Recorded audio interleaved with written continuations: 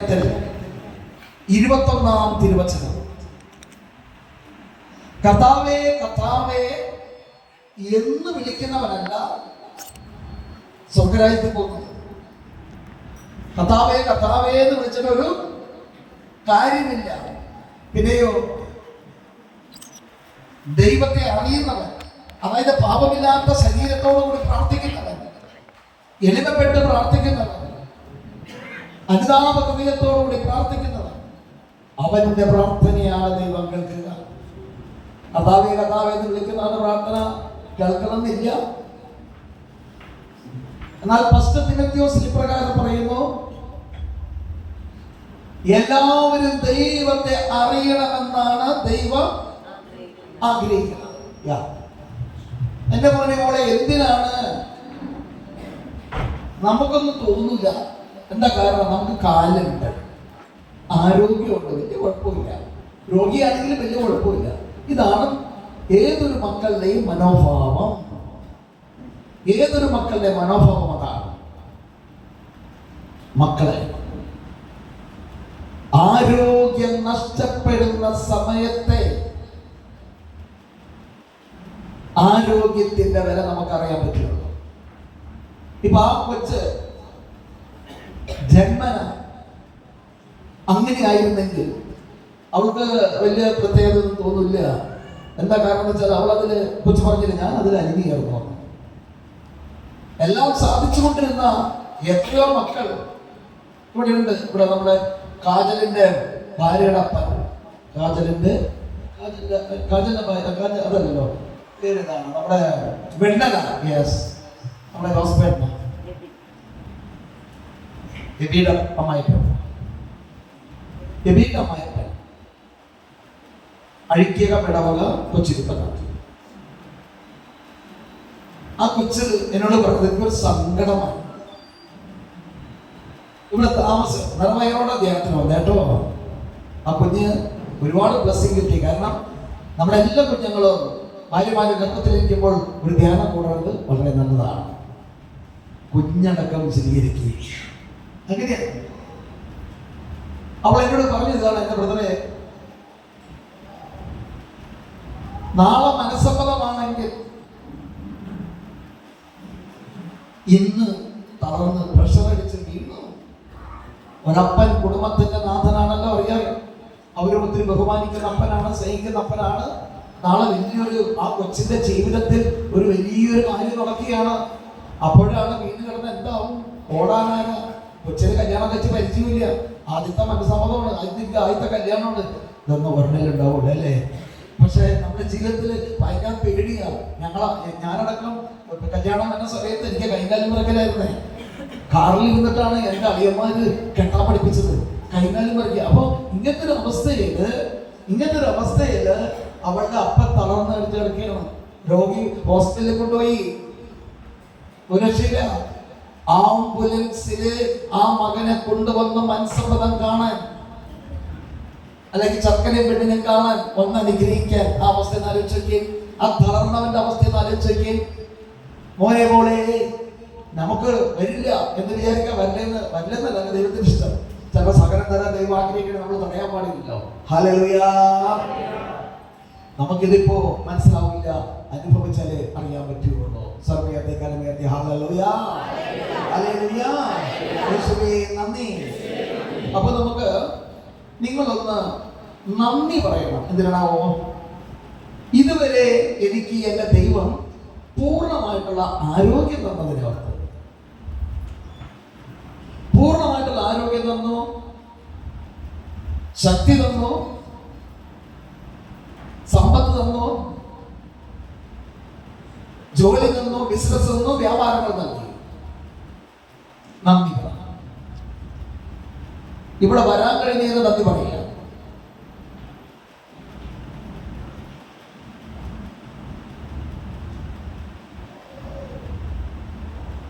കണ്ണുകളടച്ച് 2 കരങ്ങൾ നെഞ്ചോട് ചേർത്ത് വെച്ച് നമുക്ക് നമ്മുടെ പാവങ്ങളെല്ലാം ഓർക്കാം.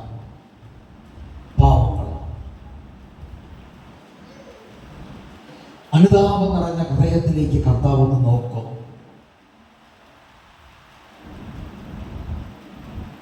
നീ പൂർണ്ണ മനസ്സോടെയാണ് ഈശോയുടെ മുമ്പിൽ നീ വന്നിരിക്കുന്നതെങ്കിൽ, ഞാൻ ഇന്നലെ പറഞ്ഞല്ലോ, ഒരു ഹിന്ദുവായ ഒരു സഹോദരി ആദ്യമായിട്ട് നമ്മുടെ ധ്യാന കേന്ദ്രത്തിന്റെ ധ്യാന ഹാളില് വന്ന് ഇരുന്ന് പ്രാർത്ഥിക്കുന്ന സമയത്ത് ആ സഹോദരിയുടെ ഇന്നവയെല്ലാം ഭയങ്കര നനവ് വന്നു. വേഗം ബാത്റൂമിൽ പോയി നോക്കുമ്പോൾ മൊത്തം നനഞ്ഞിരിക്കുന്നു. ഹോസ്പിറ്റൽ വീട്ടിൽ പോയി നോക്കുമ്പോൾ, ഹോസ്പിറ്റലിൽ പോയി ചെക്ക് ചെയ്തപ്പോഴാണ് മനസ്സിലായത് 2 മുഴയുണ്ടായിരുന്നു.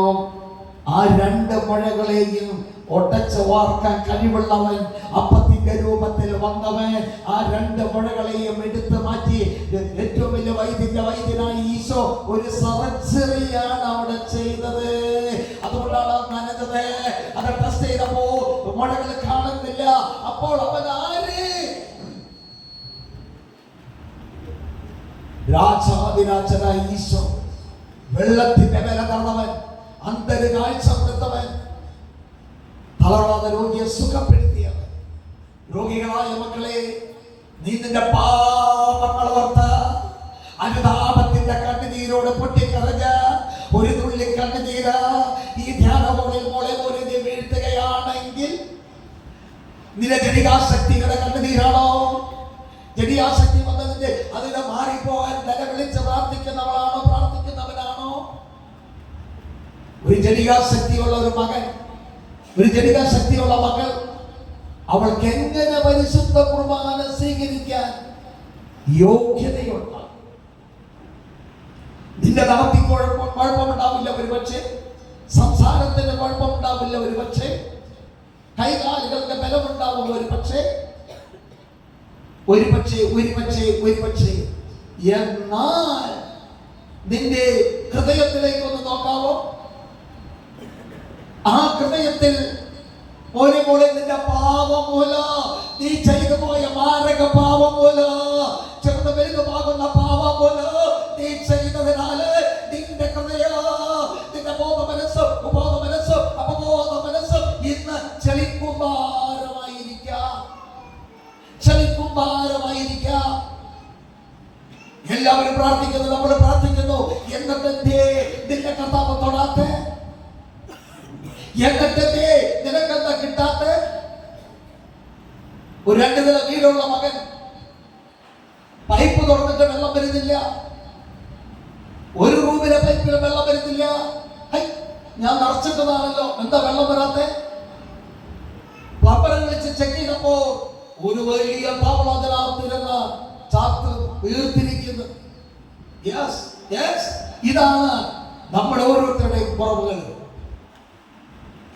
പാപം നിറഞ്ഞ ഹൃദയമാണെങ്കിൽ ഈശോ വരില്ല മക്കളെ. ഇന്നലെ ഇവിടെ താമസമുള്ള ധ്യാനത്തിൽ ഈ മക്കൾ പറഞ്ഞു, ഈശോയെ വിളിച്ചിട്ട് ഈശോ വരുന്നില്ല, ഈശോ മാറി നിൽക്കുകയായിരുന്നു. ഞാൻ പറഞ്ഞു പ്രാർത്ഥിച്ചപ്പോ ഈശോ വന്നു. എത്ര അടയാളമടക്കം അവർ പറയുന്നത്, അല്ലെങ്കിൽ വിളിച്ചു പറയുന്നത്. നീ നിന്റെ പാപങ്ങൾ ഓർത്ത് എളിമപ്പെടുമ്പോൾ, നീ നിന്റെ പാപങ്ങൾ ഓർത്ത് പശ്ചാത്തപിക്കുമ്പോൾ, നീ നിന്റെ പാപങ്ങൾ ഓർത്ത് അനുതാപത്തിന്റെ കണ്ണുനീർ ഒരു തുള്ളി ഈ ഫ്ലോറിൽ വീഴ്ത്തുമ്പോൾ, നിന്നെ അനുഗ്രഹിക്കാൻ, നിന്നെ സ്പർശിക്കാൻ, നിന്റെ ഇപ്പോൾ വയറ്റിലുള്ള മുഴകൾ ഇപ്പൊ പോകും, നിന്റെ ശരീരത്തിലെ രോഗങ്ങൾ ഇപ്പൊ മാറും, നിന്റെ ക്യാൻസർ രോഗങ്ങൾ ഇപ്പൊ മാറും, നിന്റെ എയ്ഡ്സ് രോഗങ്ങൾ ഇപ്പൊ മാറും. എന്നെ കേൾക്കുന്ന ദൈവമക്കളെ, ഇതാ ഈ സ്ഥലത്ത് നിന്ന് 3-3.5 കിലോമീറ്റർ അല്ലെങ്കിൽ 3 കിലോമീറ്റർ അല്ലെങ്കിൽ 3 കിലോമീറ്റർ താഴെ വരുന്ന ഒരു സ്ഥലമുണ്ട്. 2010 അല്ലെങ്കിൽ 2011 ഈ കാലയളവിൽ ഒരു മകൻ, ഡേവിസ് എന്ന് പറയുന്ന മകൻ ധ്യാനത്തിന് വന്നു. 2010-11 ആ അളവിൽ ഞാൻ ചെന്നൈയിലെ ഒരു ശുശ്രൂഷയ്ക്ക് പോകാൻ നിൽക്കുന്ന സമയം ഞാൻ നല്ല ഓർമ്മയുണ്ട്. അപ്പോഴാണ് എൻ്റെ വീടിനടുത്തുള്ള ഒരു മകളെ കൊണ്ട് ഒരു പോലീസുകാർ, അതായത് പോലീസായിരുന്നു, സർക്കാരിലുള്ള വീടാണ്, ഞാൻ കൊണ്ടുപോയി പ്രേമം. പോകാതിരിക്കാൻ വയ്യ, നല്ല പ്രാർത്ഥന അടച്ചു. അത് വരെയും ചെയ്തോടെ കിട്ടുകയും ചെയ്തോടെ. വേറെ കല്യാണമൊക്കെ നടത്തി അവള് ഇപ്പൊ UK എവിടെയൊക്കെയാണ്. ദൈവം അനുഗ്രഹിക്കട്ടെ. കാരണം അവരെന്നെ എന്റെ അയൽവാസിയാണെങ്കിലും വീട്ടിൽ വന്ന് പ്രാർത്ഥിക്കുന്ന മക്കൾ. ഹല്ലേലൂയ. സ്നേഹമുള്ളവരെ, എയ്ഡ്സ് രോഗിയായ മകൻ വളരെ വിദൂരമല്ല. എയ്ഡ്സ് രോഗിയായ മകൻ അറിഞ്ഞുകൊണ്ട് കല്യാണം കഴിച്ചു. ഭാര്യയ്ക്ക് എയ്ഡ്സ്, ഭാര്യയ്ക്ക് എയ്ഡ്സ്, 2 മക്കൾക്ക് എയ്ഡ്സ്. ഇളയ മകൻ 6 മാസം ജീവിച്ചോട് മരിച്ചു. ബാക്കി 3 പേരുണ്ട്. ഈ പാവപ്പെട്ടവന്റെ മകനിലേക്ക് രോഗസൗഖ്യത്തിനായി ദൈവത്തിന്റെ വചനം കേൾക്കുവാനായിട്ട് അവൻ അനുതാപത്തിന്റെ കണ്ണുനീരോടെ കടന്നു വന്നു. കാരണം ആയിരങ്ങൾക്ക് രോഗസൗഖ്യം കൊടുക്കുന്ന കർത്താവിനത് കാണണമെന്ന് സഖ്യമോസും ഇതുപോലെ കയറി വന്നു. പൊക്കം കുറവാ. എന്തിന്റെ പൊക്കം കുറവാ? അവൻ പണം പലിശയ്ക്ക് കൊടുക്കുന്നവൻ. അപ്പൊ മറ്റുള്ള ജനങ്ങളുടെ മുമ്പിൽ തല ഉയർത്തി നിൽക്കാൻ അവന് സാധ്യമല്ല. പൊക്കം കുറവ്. അങ്ങനെ ഇതുപോലെ തരത്തിലുള്ള പല പൊക്കം കുറവുകളുണ്ട്. മരത്തിന്റെ വേലയിൽ അവൻ നിന്നു. അവനെ ഒന്ന് കാണണം. എന്നാൽ യേശു കാണൂല എന്നാണ് അവൻ വിചാരിച്ചതെങ്കിൽ യേശു നടന്നു പോകുമ്പോൾ ആയിരങ്ങൾ പിന്നാലെ ഉണ്ടെങ്കിൽ പോലും ആരും കാണാതെ കാണൂല എന്ന് വിചാരിച്ചിരുന്ന സഖ്യോസേ താഴെ ഇറങ്ങി വരാൻ. എന്നെ കേൾക്കുന്ന ദൈവമേ, ഒളിഞ്ഞിരിക്കുന്ന മക്കളെ, മൂലങ്ങിരിക്കുന്ന മക്കളെ, ദൈവം കാണുന്നില്ല എന്ന് കരുതി തെക്കോട്ട് വടക്ക് നടക്കുന്ന മക്കളെ, ഈ ലോകത്തിന്റെ നിറയെ പാപങ്ങൾ ഇന്ന് സിഗരറ്റ് വരും, മൂക്കിപ്പൊടിയും വെറ്റിലവർക്കാനും മദ്യവും ലഹരിയും MDMA അതുപോലുള്ള പാപങ്ങളും ജനികാശക്തിയാൽ നിരവധിയായ പാപങ്ങൾ ചെയ്യുന്ന മകനെ, മകളെ, ഒരിക്കലും ഒരു ദേശത്തു നിന്ന് ധ്യാനത്തിന് വന്ന ഒരു സഹോദരനെ പ്രാർത്ഥിക്കുമ്പോ 7 പെണ്ണുങ്ങളിൽ നിന്ന് അതാരാന്ന് ചോദിച്ചപ്പോ ഒന്നെന്റെ ഭാര്യയാണ്, ബാക്കി 6 പേര് ഞാൻ പാപം ചെയ്യുന്ന സ്ത്രീകളാണ്. ഇതൊരു പുരുഷന്റെ കഥയല്ല, നടന്നു മാത്രമല്ല. ഭർത്താവ് ജോലിക്ക് പോകുമ്പോ, വെളുപ്പിന് ജോലിക്ക് പോകുമ്പോ 2 പിള്ളേരുള്ള വീട്,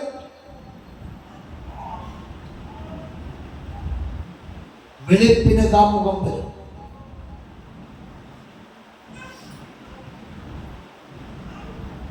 പാപം ചെയ്യാൻ റൂമിൽ കയറുന്നതും പാപം ചെയ്ത് പോകുന്നതും മക്കൾ കണ്ട് കണ്ട് കണ്ട് കണ്ട് കണ്ട് അവനിൽ പിശാച് വർദ്ധിച്ചു.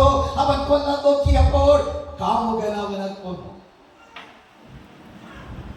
ഇതെല്ലാം നമ്മുടെ ലോകത്തും നമ്മുടെ ചുറ്റുപാടിലും നടക്കുന്ന കാര്യങ്ങളാണ്.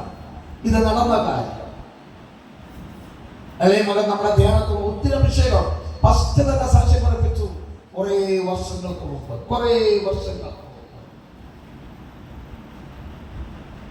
പുരുഷന്മാരായാലും സ്ത്രീകളായാലും ഇതുപോലെ നടക്കുകയാണ്. മക്കളെ, ഒരു പുരുഷനും ശരിയല്ല, ഒരു സ്ത്രീയും ശരിയല്ല.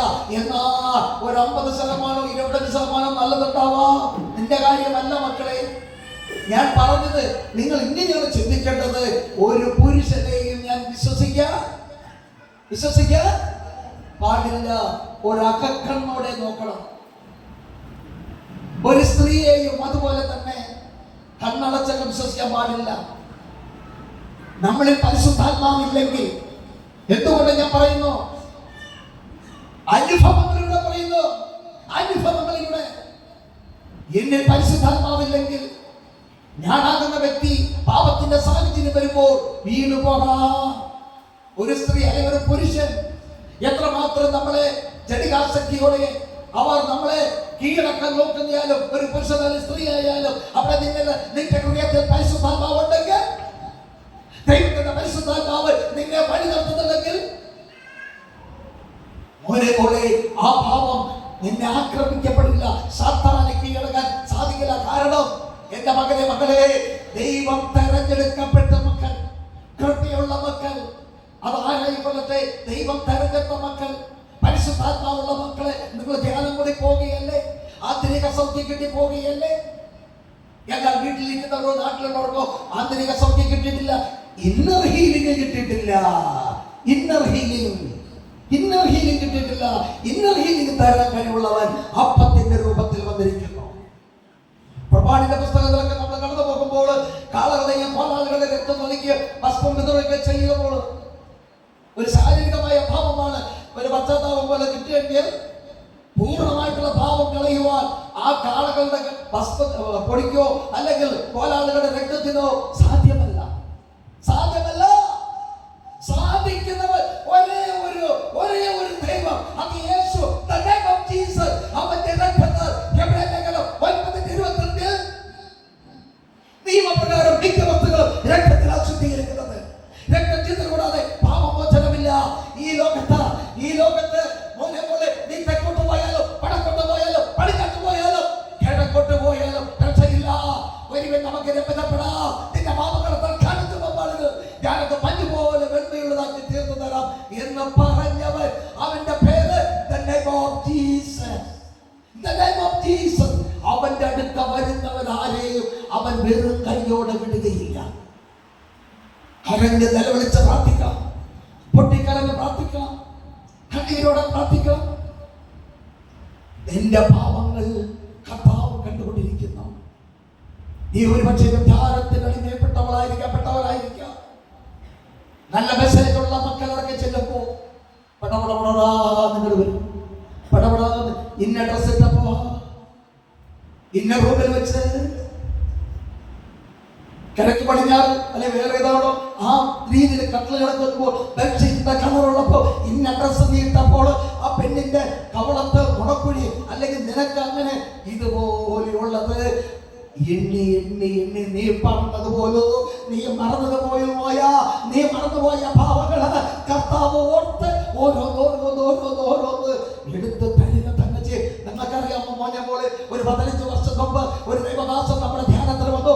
ഒരുപാട് വ്യഭിചാരത്തിന് അടിമയായിരിക്കുന്ന മകൻ, ഒരുപാട് വ്യഭിചാരത്തിന് അടിമയായ മകൻ.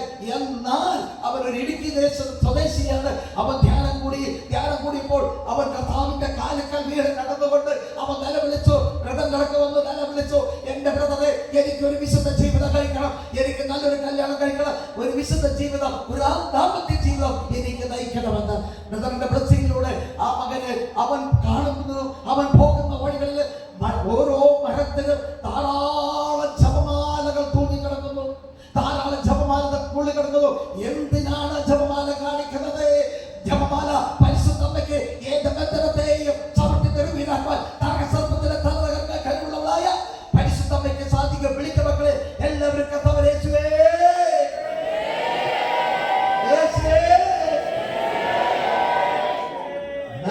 സർപ്പത്തിന്റെ തല തക്കാൻ കഴിവുള്ളവള്. അവൾ പറയും, എന്റെ പുത്രൻകിടക്കിലേക്ക് ചെല്ല്, എന്റെ പുത്രൻകിടക്കിലേക്ക് ചെല്ല്. ഇടുക്കിയെന്ന് എളംകുളത്താണ് അവരുടെ ഓഫീസ്. ബാക്കിയൊന്നും ഞാൻ പറയുന്നില്ല. മരത്തെ ജപമാല തങ്ങി കൊടുക്കുന്നു. എന്തിന്? ഒരു ജപമാല 1000 മണി ജപമാല, 153 ജപമാല, വിശുദ്ധ കുർബാന, ദൈവാരാധന, ബൈബിൾ പഠനം.